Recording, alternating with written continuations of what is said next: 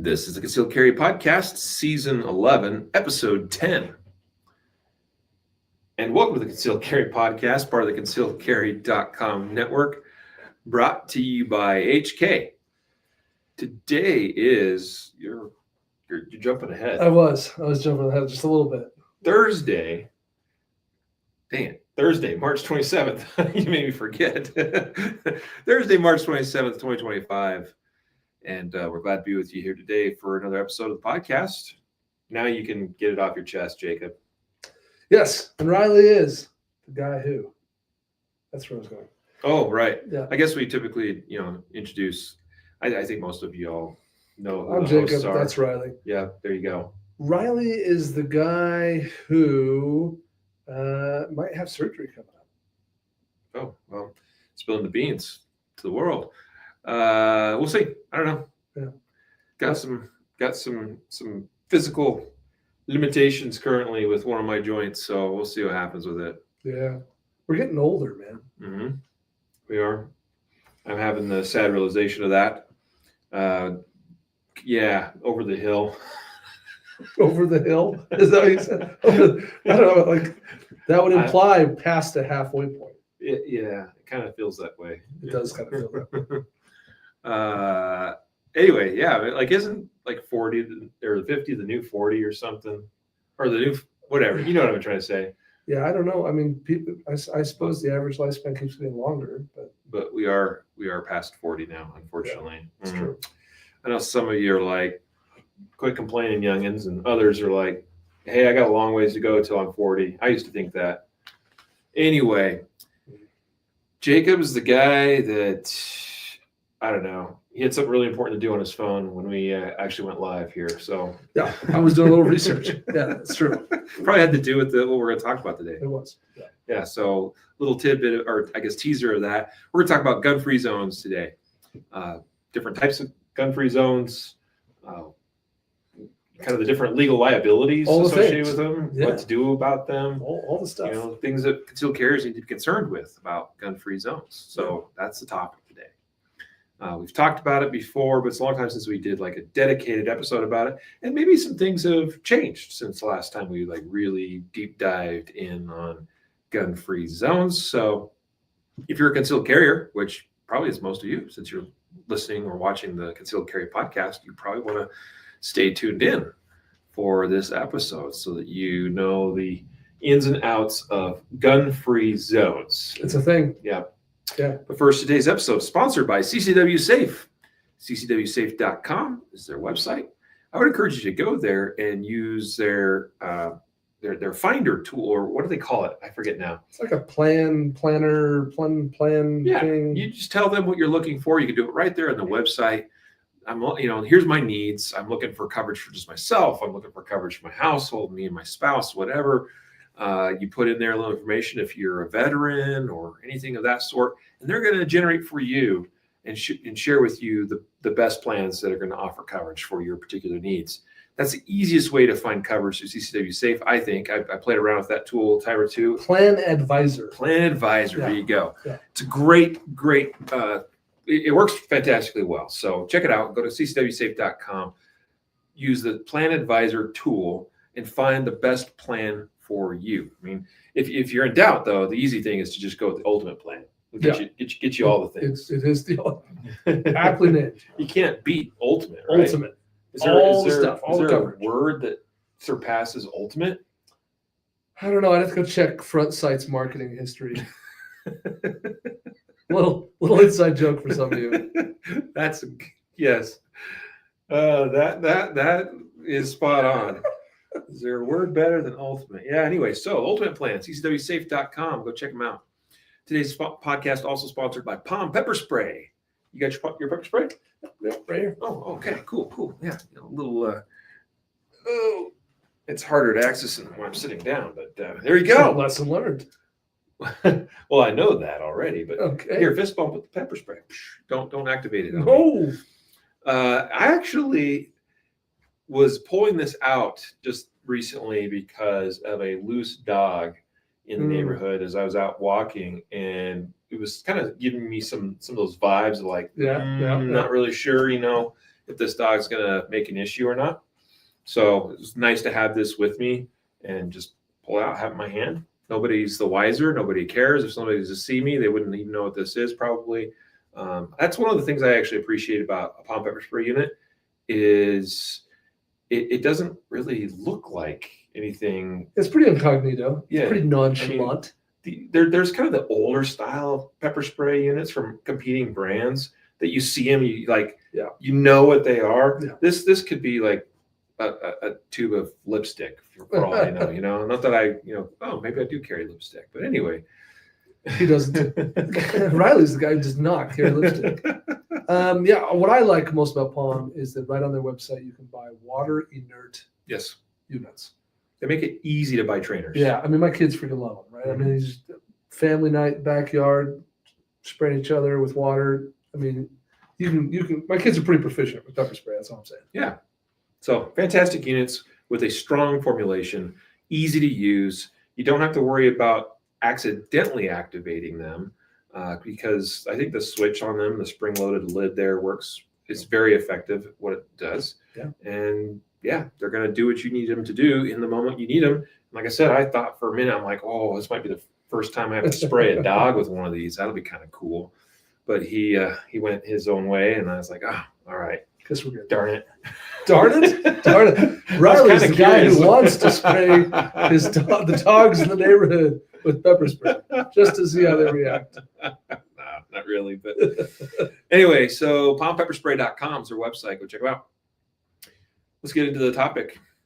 Yeah, gun-free zones. Yeah. So I think there are a couple disclaimers before we dive too far in. I want to make sure it's very clear. And I think I'm speaking for Riley as well. He can confirm if he feels the same way. That I'm opposed to gun-free zones. They're not okay. We don't like them. We don't endorse them. We're not sympathetic to the desire to make a place prohibited firearms. It's just all around no go for me. But they exist. It's a thing.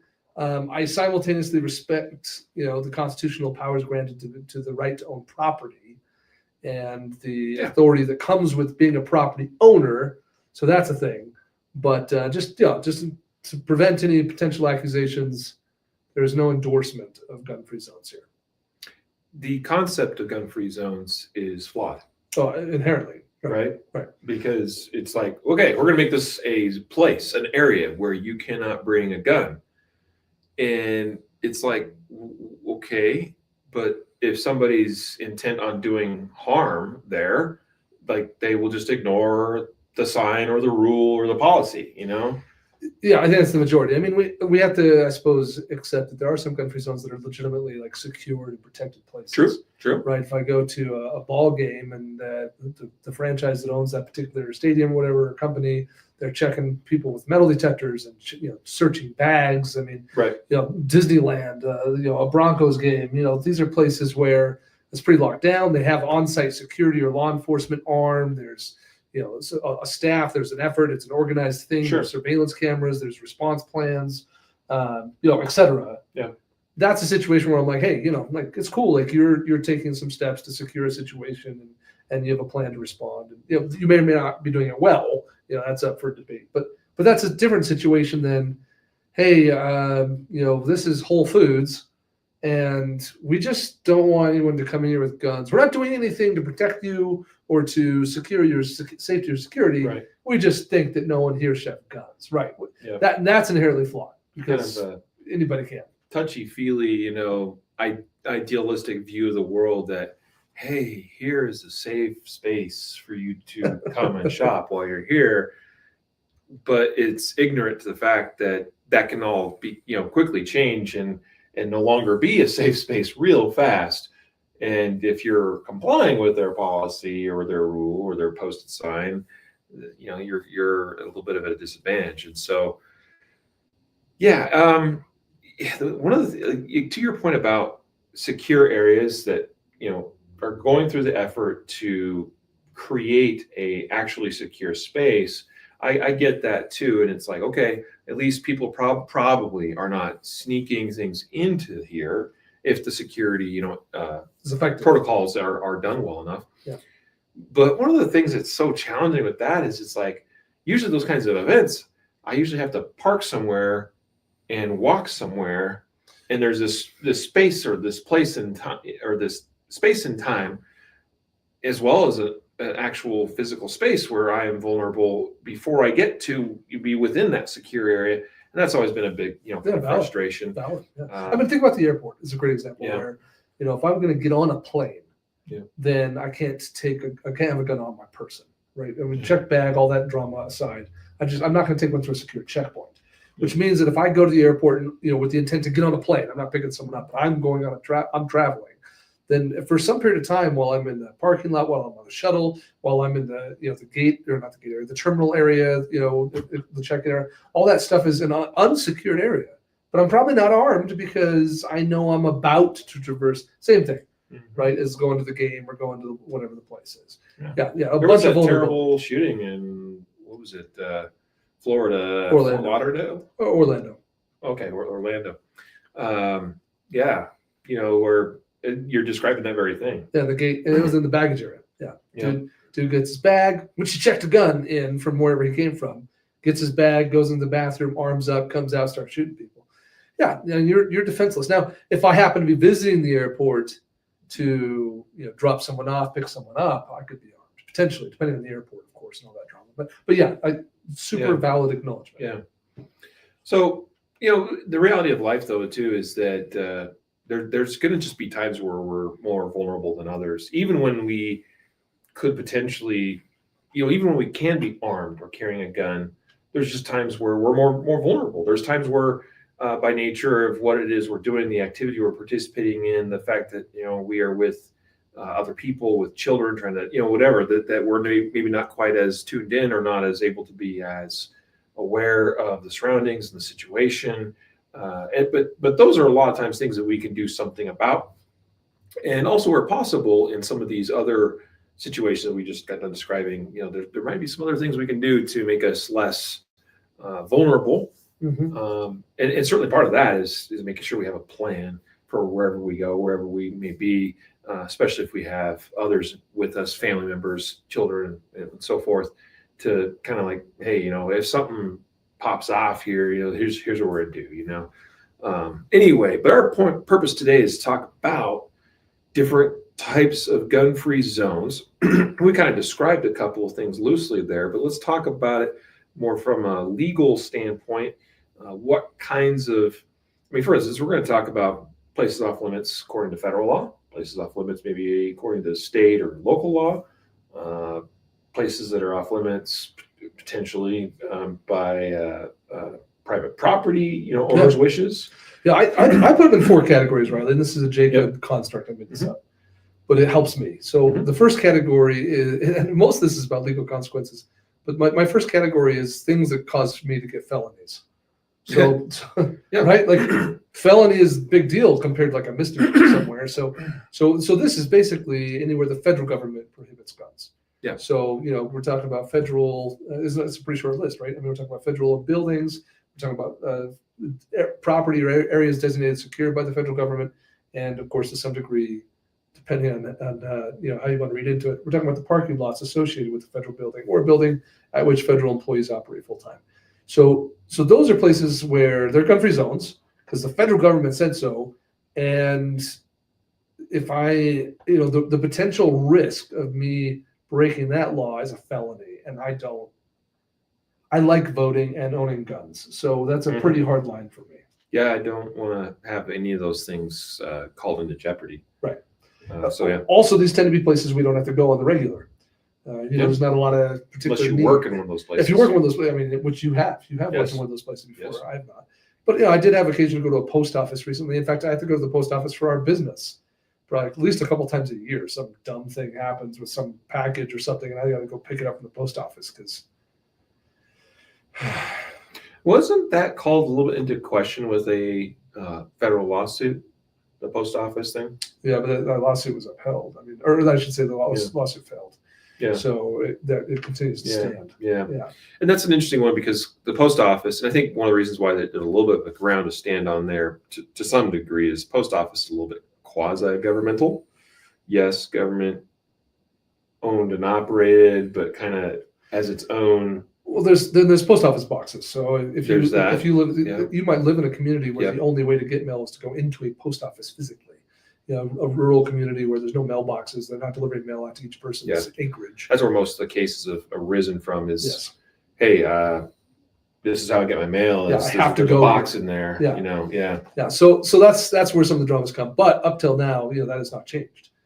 In fact, quite the opposite. I'd say that these lawsuits have led us to now having to be worried about parking lots of these buildings. So the original policies and laws, et cetera, that were written did not include parking lots. But unfortunately, we've seen some arrests that were challenged, that went all the way up to appellate courts, where those charges were upheld, despite the only infraction being that the gun was in the car in the parking lot at the post office. Yeah. So this is why now I generally advise, like, hey, just all parking lots of all federal buildings are also off limits. Yeah, it's tough because and it's understandable why these types of cases arise, because it's like, well, I got to go to the post office to get my mail or do other legitimate business. And well, when you go to the post office, you typically need to park at said post office. And so I've adopted the practice for years that I park on the street. Yeah, across the street or whatever. You know what I mean? And it's a pain in the butt. It'd be a lot more convenient to not have to do that. But I'm with you as far as not wanting to put at risk some very important rights. Yeah, felonies. I just don't. Yeah. So, and here's the thing, Jacob. This is I see this come up in online chats. Whether it's social media or forums and things, this attitude of, well, what they don't know won't hurt them, or they'll just never know, because like, I'm going to make sure that, if it's concealed, it stays concealed, kind of thing.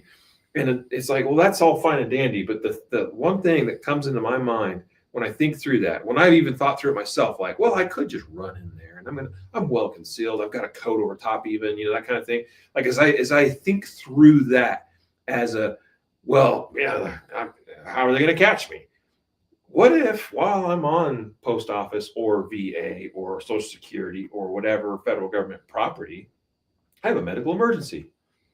Sure. I have a heart attack. Sure. I have some kind of brief fainting episode. I actually watched an interesting video recently of a guy, didn't know he had this condition. I don't remember what it's called, but never affected him his whole life. And he's like 36 years old, one day just driving along, and all of a sudden passes out of the wheel. Yeah. I mean, but medical emergency aside, like, what if you were carrying a P320 and it just goes off? Just right there in the lobby of the post office, in your holster. That would be super bad and awkward.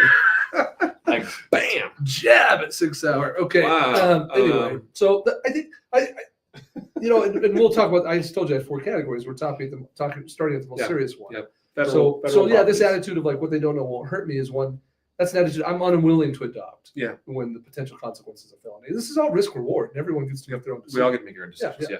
I just want to bring up things like that people maybe don't consider. Sure. That you can think you can control all these variables, and the reality is you aren't actually in control of all the variables. Yeah, I mean, medical emergency.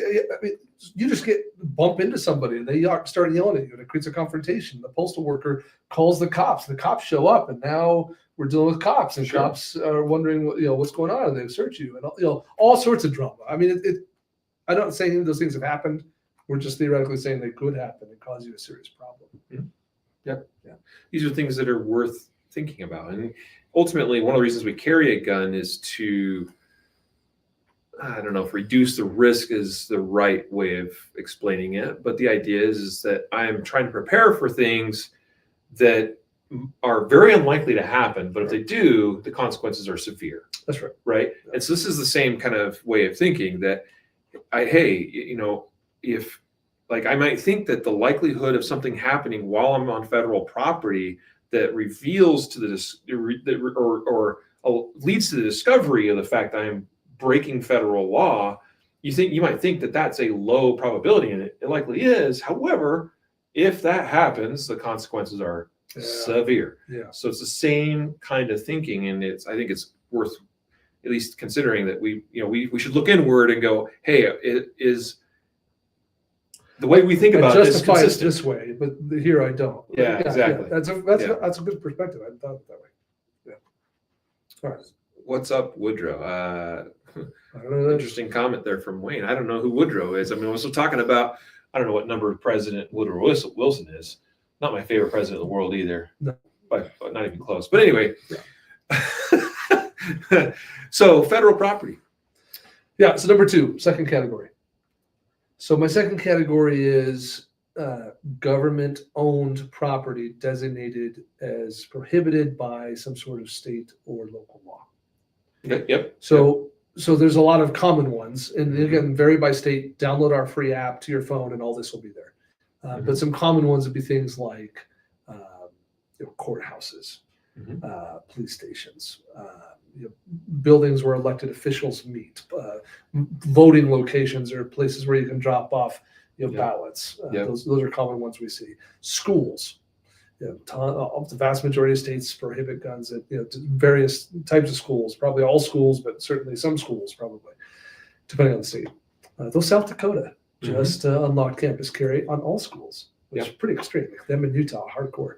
Anyway, so we're talking about property owned by taxpayers. Government owns property, and the government says you can't have a gun on that property. That's my tier 2. It's once it's not. Probably not a felony. It's not a felony, probably, but it's still we're messing with laws written into the books. Well, what you're describing is most of those places are dictated by state or local laws, government laws. Yep. School zones, though, do kind of fall a little bit under the federal thing, a little bit. A little bit. I don't know a state that doesn't have their own laws about it. Right. But yeah, there's the Gun-Free School Zone Act, 1998, 95, somewhere 96, mid-90s ish. Yeah, before we were in this industry, and that's a thing. Unless otherwise permitted by the state, you can't have a gun within 100 feet. 1,000 feet. 1,000. Yeah. 1,000 feet. I think it's 1,000 feet. That's crap. Tell you what, that seems like a big difference. Google that. Oh, we better go search it. Yeah. I want to say 100 feet. Well, I will let you know here in a moment. Anyway, is of a school, of public school. So yeah, that's a federal thing. We'd have to go, dig into that a little bit, but certainly there's also state and local laws. But yeah, things like courthouses, public libraries, things like that. Those are all things that are going to be regulated at the state or city or county level. Yeah. So first of all, Gun-Free School Zones Act of 1990. 1990. Yep. It was the 90s. So hey, we got that right. That's the right decade. The law applies to public, private, and parochial elementary schools and high schools, and to non-private property within 1,000 feet of them. Riley wins. It provides that the states and their political subdivisions may issue licenses that exempt the licensed individuals from the prohibition, which is what we're talking about. Yeah. So I think all that's my tier 2 is, and these are ones I try not to mess with, right? Like I don't want to break the state law. I mean, I would be a liar if I said I've never done it. I'd be lying. But on the same token, I try. I don't actively choose to. I don't plan to break this tier 2 gun-free zone restriction. I, to the best of my ability, am compliant with tier 2 gun-free zones. Jacob's brain, tier 2. I made this up. I don't want to mess with it. I don't want to break state law. I don't want to break the city law. I don't want to break the county law. I don't want to go into a government-owned, operated building, facility, property where they've communicated guns are not allowed with a gun. That's on Jacob's avoid list. Yeah. Well, same here. I mean, it's, again, because I don't want to get in trouble with state or local government, first of all. And you mentioned it's, they may not likely result in felonies. I do believe most of the schools, if you violate that, be a felony. So that's probably a pretty serious one. I'm reminded of a case, where was that out of? Indiana, or I think it was Indiana or Ohio or someplace in the Midwest, where a guy attending a school sporting event was carrying concealed at said school sporting event. And was probably one of those that was like, now maybe he forgot about it. That could be, but maybe he's also one of those people like, hey, what they don't know, they won't know, Won't hurt him. Yeah. right? And but he was filmed and photographed at this school sporting event, cheering on his favorite team. And as he raised his hands, his shirt raised up. Somebody saw the gun. I remember. Reported. Yeah, he got in deep doo-doo. Yeah, not bueno for him at all. Yeah. Concealed is concealed until it's not concealed. That's a problem. So yeah, that's a tough one, and this is one that's also sometimes can be hard to keep up with. We're seeing a lot right now since the Bruin decision that basically has forced states to issue permits without discretionary authority. Basically turning all the states into what we would generally refer to as shall issue states. Mm-hmm. Post that decision, that the U.S. Supreme Court Bruin decision, we've seen a lot of states kind of almost in rebellion or as a way to mitigate the ability for people to carry concealed now that they have to issue permits, creating a lot more of these tier 2 gun-free zones. Now we're going to say then that all parks and all subways and all public streets and all sorts of craziness. And New York has had additional I don't know about Supreme Court, but certainly federal district court decisions to tell them that additional of these tier 2 like gun-free zones that they've created are unconstitutional. And so they've gone back and created more that they've tried to enforce. So we're in an interesting point right now where there's a little bit of question mark in what public controlled or owned spaces, buildings, properties the government can create gun-free zones. But that's maybe a little bit of a sidebar. Yeah. So, all right. What's the third tier? Tier 3. So my tier 3, this is the weird one, but government prohibitions on private property. Mm. And we see these. Mm-hmm. For example, I'll give you an easy one. Places of worship. Yep. Now, this is a minority number of states, not a large number of states, but we do have a handful of states where the government says you can't have a gun in a place of worship. Now, the place of worship is not government controlled. It's not a taxpayer-owned property or building. This is some private individual or a corporation or entity that owns and operates said church and building and property, and their right to determine if they're going to allow guns or not is being removed from them. Yes. And controlled at the government level, generally at the state level. So that's an example of one. We see other ones as well. For example, sports arenas. Sports arenas are privately owned. They're not taxpayer controlled. They're not owned by the government or the feds. But in lots of states, you have gun-free zones imposed by the law on a sporting arena. Sometimes of various sizes, that holds the 2,500 people or some drama like that. But that's another example of sort of this idea of like it's a private property, but the government has made the decision for the property owner. Yep. And that's my tier 3. Another example would be establishments that serve alcohol. Yes, establishments that serve alcohol. Yeah, that great example of that. There's all sorts of weird ones that we see. They're just like, okay. and as you mentioned just a moment ago, states like New York, Hawaii now, since Bruin has forced pretty much everybody to have a procedure in place for permitting of concealed carry of some kind. So now these super, California being another one, obviously, anti-gun jurisdictions that are like, well, let's create this monstrous list of places people cannot carry a gun, like you just touched on. Yeah. And so that's it is an interesting time and place that we are in. As far as this is concerned, and it's going to continue to be so. I mean, we're looking right now at a national reciprocity, concealed carry reciprocity act again being brought to the forefront. Who knows if that's going to be able to get pushed through House and Senate and signed by President Trump? But I mean, that would be remarkable if it did. As far as, hey, now you got a permit, you can carry nationwide. Now, will there be additional jurisdictions that are like, well, shoot, we don't want those Texans coming here and being able to carry wherever. So let's add even more restrictions. Yeah, so yeah. Anyway, I think that's a really good perspective, and one of the greater dangers of a national concealed carry act. Not to say I'm against it, only that there are some concerns. Right.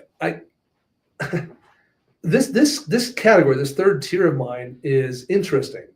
Like, for example, let's assume you're in a state where places of worship are inherently not allowed, which is like 2 states, by the way. You have another small number of states where permission from the leadership of the church is required, like like it's disallowed until you have explicit permission, and the weird things like that. But anyway, sorry to complicate it. Let's assume you're in a state where places of worship are just inherently off limits to firearms.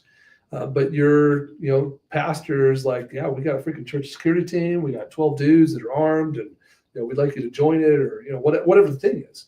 That's an interesting one for me, because it's like we have law that says this is a criminal act, but this is some dude's private property, and he's making decisions for himself. And what he's willing to enforce or report or just straight up do against the law is an interesting potential court case, frankly. We have not seen that kind of a lawsuit, but I would love to see it. I'd love to see some pastor, some church like, I own the property, I pay the taxes on the property, like I own the building. It's a private organization, a nonprofit at that, and the government's telling me I can't allow guns. I'd love to see that lawsuit, but we haven't seen anything like that. We've not there've not been any cases like that, and so I think it's an interesting situation from a legal perspective, because we're removing a right from a private property owner that I think that they constitutionally should retain. So what does that mean for us, though? What does that mean for you and I, who's going to said church or restaurant that serves alcohol or whatever the thing is? Yeah, I mean that's kind of the point here. Is although we haven't mentioned a fourth tier yet, have we? Okay, all right. It's the only one left, so it's going to get a lot of this. But yeah, I mean, how do we? What do we do? How do we govern our actions in such places like these? You're obviously right now we're talking about government that places restrictions on private properties where you may or may not carry, and that's just going to depend on what the penalty that's associated with that is. As far as from what how I look at it, whether again, we're all free to make our own decisions about what we do with any of these kinds of concealed carry related decisions. But what's the associated penalty? So is it worth it to me to ignore that law and still carry in a place like that? Because, well, I mean, you got to figure it out. I'm definitely with you as far as like on the like for sure you're going to get a felony. If you carry in a certain place, like that's a big problem. Yeah. Other places, and it starts to get a little more gray, I suppose. Let's talk about tier 4, and then maybe we come back and answer this question some more, because it's going to feel like it blends. Yes. So tier 4, if it wasn't already obvious, then is a private property who there's no government law restricting a gun at that property. It's purely the property owner's decision to restrict guns on that property. So this is a case where go back into the church thing. Like, there's no law about guns in churches. It's just that this particular church happens to have passed a law, or has a policy in place that says we don't allow guns. This tier 4 is the majority of the ones we think about. We mentioned Whole Foods, the grocery store. Yep. Whole Foods prohibits guns. They're pretty historically consistent about putting signs right on the door. So Whole Foods, there's no government, there's no law, there's no statute, there's no city ordinance that says no guns in grocery stores that sell supernatural foods. It's just Whole Foods corporate policy to do so. That's tier 4. It's the movie theater, it's the mall, it's potentially the bank, it's IKEA, it's whatever chain of restaurants that have just decided that per their policy they're not going to allow it. That's tier 4. Yep. And this is an interesting one because it is the most inconsistent in terms of the potential legal consequences, because depending on the state, it's unclear if there's even laws being broken, and if so, which ones. In some states, this is very clear. By the way, this is extremely clear, like Texas or Arizona or New Mexico would be good examples where there's very specific laws about private property owners and restricting guns and how that's to be done and what the potential violations and penalties are. But then you have states where it's very unclear. We're in one of those, Colorado, where there's no real law that's that makes it clear. And so what the potential consequence is, well, theoretically we could come up with some answers. Illegal carrying a weapon, criminal trespass, something like that. But it's not. There's no like clear, defined, citation and associated penalty. So that's this tier 4. So tier 3 and 4 are equal in the sense that we're talking about private property. The difference between my tier 3 and 4 is simply that tier 3, it's like The property owner didn't make the decision; the government made it for them. And tier 4, it's purely the policy of the property owner. But in both of those cases, we might have similar approach to how we think about it. Mm-hmm. So real quick, I think we should just get this out of the way. If you're wondering about any of these laws, you should just go pull up our Concealed Carry Gun Tools app, because that's where you're going to find the best information at your fingertips for this kind of stuff. So, I mean, for instance, like you just mentioned a couple examples, Arizona, New Mexico, as far as specific laws regarding private property owner restrictions, and just scroll down through this list of laws about Arizona, both in terms about the permit application process and things like that, permit training requirements, but then you get into things like places off limits. There we go. A private business who serves alcohol and chooses to display a sign close to the liquor license with a picture of a gun in a red circle with a diagonal line across it. That's very specific. Schools K through 12, including schoolyards and buses. A permittee may remain in the vehicle. That's pretty typical. Commercial nuclear or hydroelectric generating stations. That's also very specific. I don't think I've seen that one written in a state law before. I'm an awkward geek for this kind of thing, because I'm the one who inputs all the data into our app. So I have a weird amount of bizarre recollections of various laws in various states. But yeah, like you should, if you're listening to this and you don't have our free app on your phone, we suck. We are failing as a business. All this information is available for free on our mobile app and on our website. You go to it's on the website. Go to concealedcarry.com/laws. We'll get you right there. There you go. You can go to your app store and search Concealed Carry Gun Tools. For sure, that search phrase will make sure it's number one. Or you can just put in concealed carry, and we're usually in the top 3 or 4. Usually the number one result. It's not an ad. If you want a direct link, you go concealedcarry.com/mobile app. Boom. Type that into your phone, and it'll redirect you right to our app in the App Store or Google Play Store, respectively. So do that. Get the app. Have the laws at your fingertips. And so anyway, just thought I'd make sure we slipped that in before it got overlooked. Yes. So swinging back around, I think in my brain I kind of have this hierarchy of choices when I think about gun-free zones. I already mentioned I don't mess with certain things like felonies, but when I'm going to when I'm going to Whole Foods or IKEA or whatever some private property that doesn't allow guns, the shopping mall, the grocery store, the whatever, the restaurant, I kind of have this hierarchy in my head, and the top of the hierarchy is do not give these people my business. I just go somewhere else, man. I mean, like that eliminates that from being a problem for you. To the point that you get to one of those, I don't know, businesses for whatever reason. I can't think of a specific example right now, but maybe there's a business like that's the only place I can get my one thing. Buffalo Wild Wings. So I got to go there. You got good wings. But yeah, no, I'm with you there for sure. And I think a lot of people listening or watching the podcast, same thing. Try to not frequent businesses that are anti-gun establishments. Yeah, it's like voting with my wallet, right? It's like I just choose to not give you money. And that's my capitalistic way of saying I don't support your policies. Yep. So I'm with you there. I also try to avoid those businesses as well. Sometimes it gets a little bit tricky though. If you may even have this to some extent in your household, and it exists occasionally in my household where someone else in the household, namely a significant other, it wants to go to a particular establishment. Yeah, I'll be very specific. My wife likes Costco. Yeah. She has a Costco membership. I buy in turn have my own little Costco card in my wallet.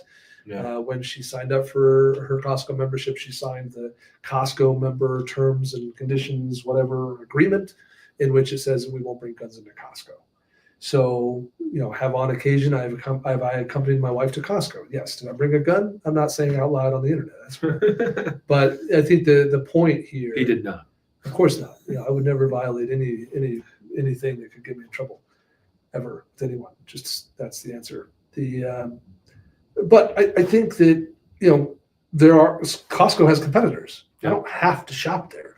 Right. So yes, you're right that sometimes it's difficult. Like it's not as simple as just like, well, maybe you're some single dude or dudette listening to this and you're like, well, I can do what I want, where I want. And I got good budget and I can buy what I want, where I want. It's like, cool. Then maybe you never have to go to any of these gun-free zones. Yeah. But it also has some certain implications. Like you're probably never going to go to a shopping mall or a movie theater ever again. You know, all shopping malls in America are owned by like 9 companies. And we can say the same thing in movie theaters. Movie theaters are collectively owned by about 3 major corporations. So all of the companies that own all of the movie theaters and all the companies that own all the shopping malls have policies against guns. All of them. Like I can't find an exception. Now some local podunk, I shouldn't call it podunk, some local movie theater that's owned by some local dude, he can do what he wants. But the vast majority of movie theaters and shopping malls are part of these large chains owned by large corporations that prohibit guns. So if you're going to be on the side of like, well, I just refuse to give anyone business who doesn't allow my gun rights. Okay, but you're effectively writing out categories of providers, and that's fine. By the way, I don't go to movie theaters. I just don't. Like I got enough reasons not to not. I haven't been to a movie theater in years, and I have no intention of going back to one ever for the rest of my life. But some people really like movies and they like seeing new movies, and so teach their own. Well, that's a great example of you mentioned the Costco one, but in my household, there are individuals that want to go to the movie theater as a family. Sure. Like I got little boys right now that want to go see the new Minecraft movie when it comes out in like 2 weeks or whatever. Sure. Yep. Dad, can we go as a family to see the Minecraft movie?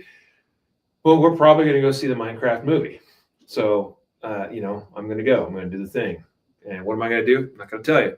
But anyway, so I think decisions have to be made, but then my hierarchy of choices, like my first hierarchy choice is like, just don't go there. Yeah. Like just shop somewhere else, give my money to someone who appreciates a little bit more. And that could be a tough thing, by the way. We'll get into this maybe if we have time, but there's kind of hierarchies of being anti-gun too. Mm-hmm. You have Costco. We mentioned Costco. We mentioned Whole Foods. I mentioned IKEA. I think I already mentioned Buffalo Wild Wings. I could name another 40 corporations with no gun policies. But they come in different flavors. For example, Target prohibits open carry. So we could say, oh, they're anti-gun, they hate guns. Walmart now. As is Walmart now as well. Yes, that's right. So yeah, I suppose that we could say that they're horrible and we can't shop there. But you know what? It's better shopping there than IKEA. It just doesn't allow any guns at all. Sure. There's sort of this hierarchy of like, well, that company may be a little better than that company, and this company is the best, or whatever. But in the same token, I also have this hierarchy of choices, and the first one is just not go there. But I think a step down from that is sort of, the sense of like, well, go there and just ignore the signs or ignore the policy. Just accept the risk that comes with breaking the policy. I think that's kind of that's that one step down. And I think that kind of then, one more step down, the next hierarchy of choice is this like be complicit, or complicit's the right word? That's not the word I was looking for, though it works too. Be compliant. That's what I'm looking for, with the policy. Just disarm and say, okay, you don't allow guns. I get it. I choose to accept your rule. Here I come. And I do that sometimes, by the way, for places we talked about earlier that are secured places. If I'm going to a Rockies game, cool. Like I'll leave the gun in the car. It's like I'm willing to be compliant. So that's kind of how I think of it. Sort of like a good, better, best to some degree. Yeah. Talking about like what do we do or what should we do about some of these things? For me, I think much the same way. If it is a place where a policy, and I'm using this in air quotes, but as far as prohibiting guns on a particular property or premises, if that is mandated by law, that's in a different category than if it's mandated by a company policy. For me, for sure, and I'm gonna weigh that for sure. Like I generally am gonna, if it's not allowed by law, there's a high probability I'm complying with that because I don't want to have legal problems. I have to think bigger than myself and think about, well, I want to be there for my kids and my family, and I don't, even if that means a temporary stay in jail, that's not good. That doesn't work in my life. That does not work for my family at all. besides the legal costs associated with anything like that, of having to go to, to spend time in a courtroom. That's a problem. But let's talk about places where it's not mandated by law, which is most of the places, and where we've been spending the bulk of our discussion in the last several minutes. What can concealed carriers expect if something were to happen? So let's suppose you carry, you're like, hey, it's just a policy at Costco for me not to carry a gun there on their premises. So I'm going to do it, and I'm going to, do my best to make sure I'm concealed and all that. And so you do, but somehow during the course of your shopping at Costco, whether a shirt or a jacket is raised, whether somebody bumps into you and feels that happens to feel that you have a gun, or your holster fails because you don't have a KSG Armory holster, and your gun falls out of your holster and hits the floor.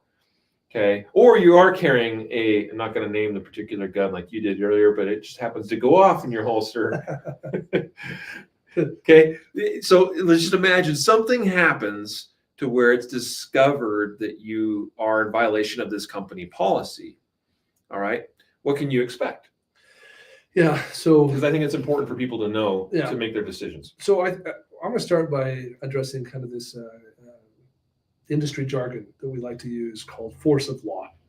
Yep. So this legal concept is this idea of, does this state have laws in place that directly drive legal consequences when you ignore the decision of a private property owner, a policy or a restriction or prohibition of a private property owner. And I don't know the genesis or the origin of this term, this phrase that we use, but I hear it all the time. Oh, my state has no force of law. My state has force of law. Okay, that's a thing, I guess. I don't love the jargon, but I appreciate that it gives us kind of a simplistic yes/no way of looking at this question. So you might be in a state that has a force of law, which defines some specific consequences if you violate this policy. Policy is the best word, of a private property owner. And in that case, then we should have some pretty clear, defined ideas of what the violation is. Mm-hmm. What is the crime that's being broken? And it could be a lot of things, by the way. It could be a specific crime based on the way the law was written. It could be something more traditional, like trespassing, or illegal carrying of a concealed weapon, disturbing of the peace. Is something that a lot of these types of things get lumped under. Yeah, so that's the thing. Now, you might live in a state where you say, oh, we have no force of law. And in a minute, I'll talk about how you might research this. But we have no force of law here. So what does that mean? Well, it doesn't mean that it's all good. It doesn't mean it's a free for all. It doesn't mean that there is zero conceivable way you can face legal consequences for ignoring the policy of property right. It just means that there's not a clear, defined course of action for the law enforcement / prosecutor or DA's office, right? Like it means that it's a little bit more subjective as to what the potential legal consequences could be, if any. And I think that that's a situation where it tends to feel more lax, like there's less concern, but it has the potential to be worse because it's kind of at the whim of the DA to decide what the charges should be, if any. It's also at the whim of responding law enforcement officers. You might get very different responses depending on who it is. Yeah. Yeah. Well, and I think that also a lot of the law enforcement is often driven by the person making the complaint. Yes. So if you're dealing with a property owner who is adamantly against guns and thinks they're evil and that you're the trash of the earth and all the things because you dared to do whatever the thing was, and their influence is going to be significant in law enforcement's decision about how to proceed. So there's just a lot less defined things. It could also be with how the call for service is placed. Sure. It's going to be handled very differently. A call that's like, there is a man on our property that is armed and we don't want that, versus, oh my gosh, I'm in the Costco and there's a man with a gun, Yeah. I'm afraid he might shoot up the place. Yeah. Very different kind of response. So I think that's the first kind of understanding is there's kind of this segmentation between, are you in a state where there's some defined clarity on this force of law concept, on what the consequences could be? Or are you in a place where it's a little bit more undefined? I think that now, having kind of set that aside for a second, I think it's also worth noting that traditionally, the vast majority of the time, we just don't see legal action taken. Mm. It's just not common. I think if you went and grabbed, someone's been carrying, which by the way, I just crossed my 20-year anniversary of getting my concealed carry permit. For some of you listening, maybe that's not very long, but I've been carrying a gun almost every day for about 20 years, over 20 years, I should say. And so I have quite a bit of experience in some of these things that we're talking about. And I have had private property owners approach me and talk to me about my gun on me and tell me they didn't like that on at least 5 occasions. Twice the same property owner, which is a fun story if we ever get to it. Mm. So anyway, and not one of those cases where cops called or was any legal action taken. And I think that's the norm, based on our conversations and our interviews and the stories we hear, is that the norm is we don't like that. Go away or Right. get rid of it. And the response to be something in the nature of, my bad, so sorry, I'll leave now, or I'll go put this in the car, whatever. And the vast majority of the time, like a massive percentage, probably over 90% of the time, that is sufficient to resolve the issue. Mm-hmm. Yeah, but there have been cases where an individual who was discovered carrying on property against property owner's wishes decides, whether it's because they are just that disagreeable or because they feel like, no, I am making my stand and this is my Second Amendment right.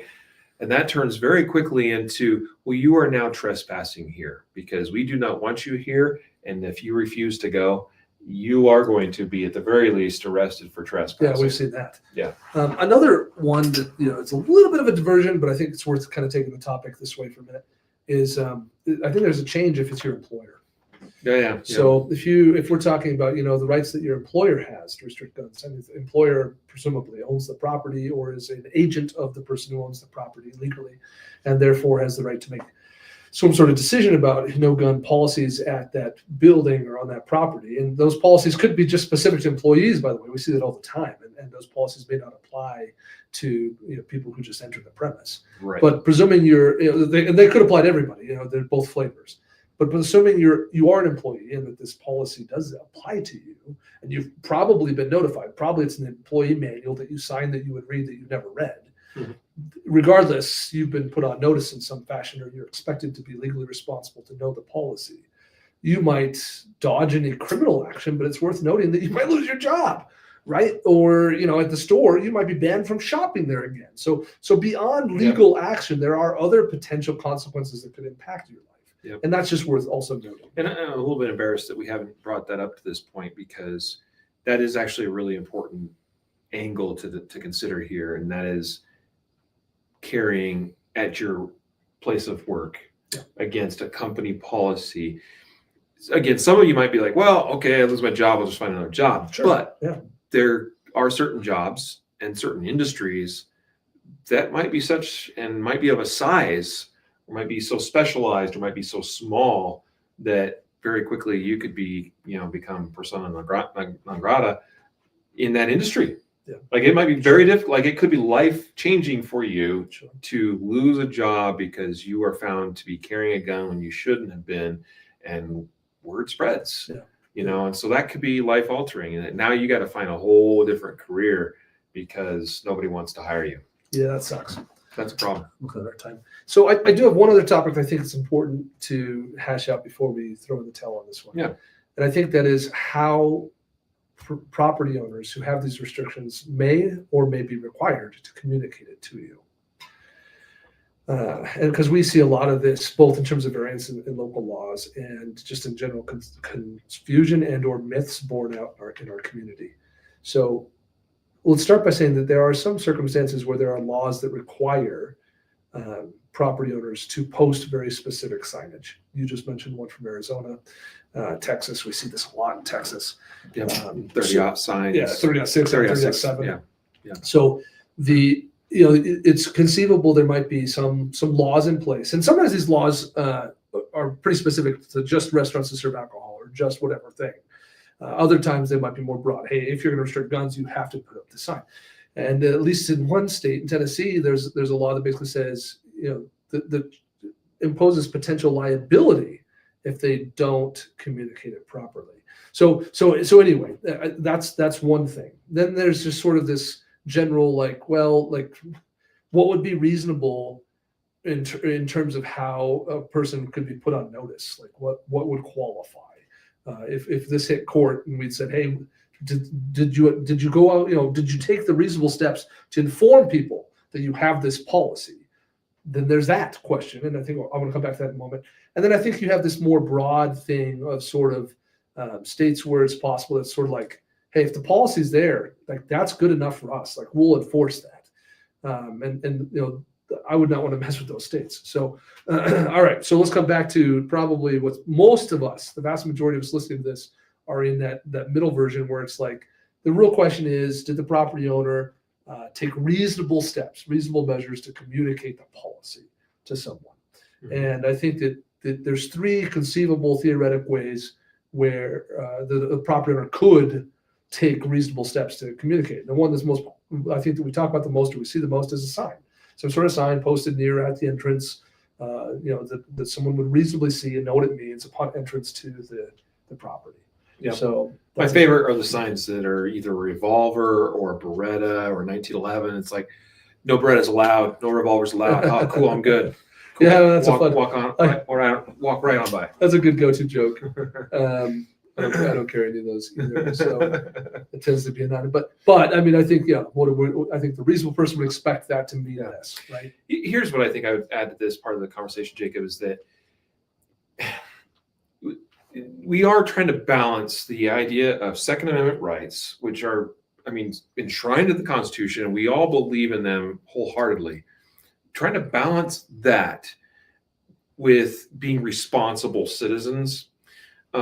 Because, and where I'm going with that is that, as we don't want to create more problems for Second Amendment issues. We don't want to create, we're already on, the naughty list as far as a vast number of Americans in this country are concerned. Don't like gun owners, don't like guns, politicians that don't like us, want to pass laws all the time that restrict us. Okay. Anything we do that makes us look even worse or even, more dangerous to the general public is not good for us. And also, we're just generally law-abiding people, which means that we have an inherent responsibility to continue being law-abiding people. And what I would add to this is that means as a concealed carrier, it's incumbent upon me to do my due diligence where possible, where reasonable, to hey, is this a gun-free zone or isn't it a gun-free zone? That means either checking out a business online. I've had to do that with certain venues, like that you buy tickets. And it's like, I don't know what their policy is. I don't want to show up and find out when I get there. Exactly. So go to their website and read on there. Oh, there's a policy, or call a ticket office and ask, and so forth.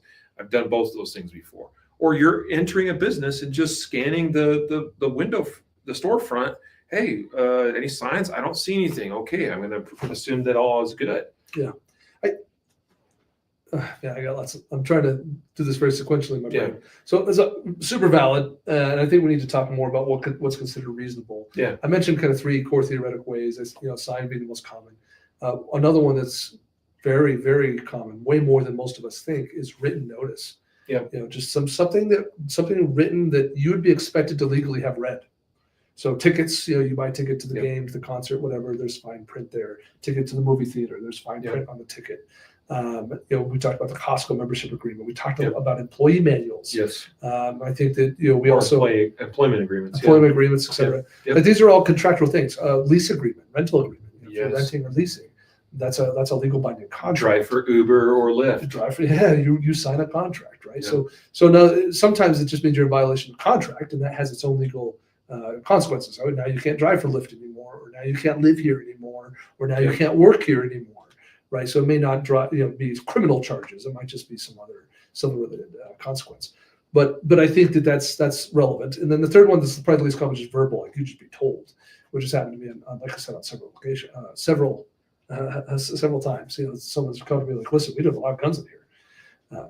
So I think that's relevant to understand that context.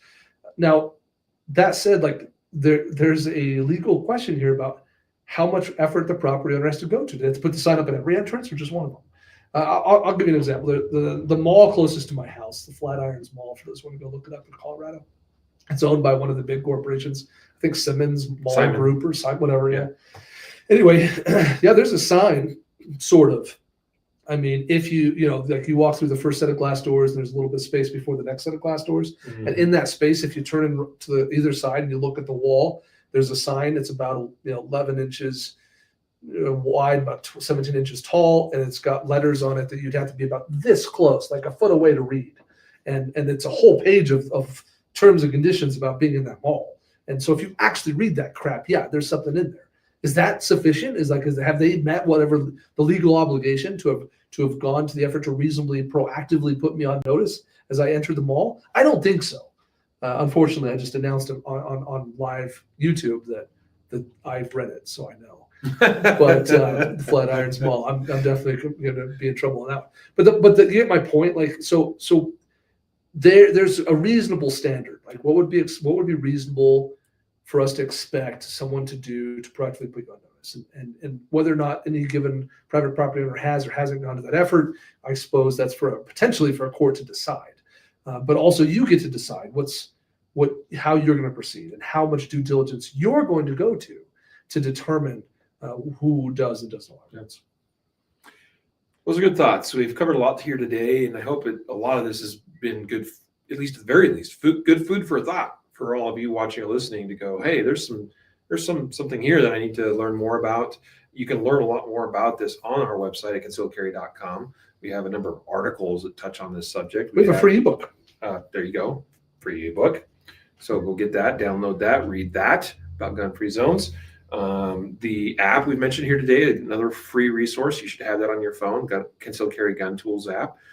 And and of course the podcast. I mean, these are issues that we continue to touch on. We touch on these issues from time to time. We talk about it occasionally with justified safe stories, even when they happen in sometimes prohibited areas or gun-free zones, things of that nature. With that, we got to wrap it up because it's been over an hour, and you got a class to teach here in about 15 minutes, a concealed carry class.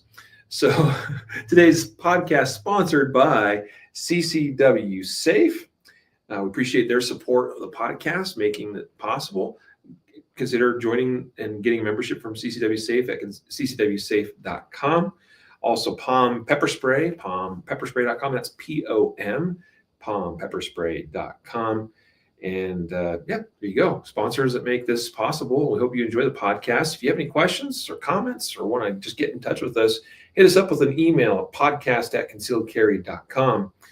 And until next time, a reminder to train right, train often, and train safe. So you can fight hard, fight fast, and fight true. Take care, everyone.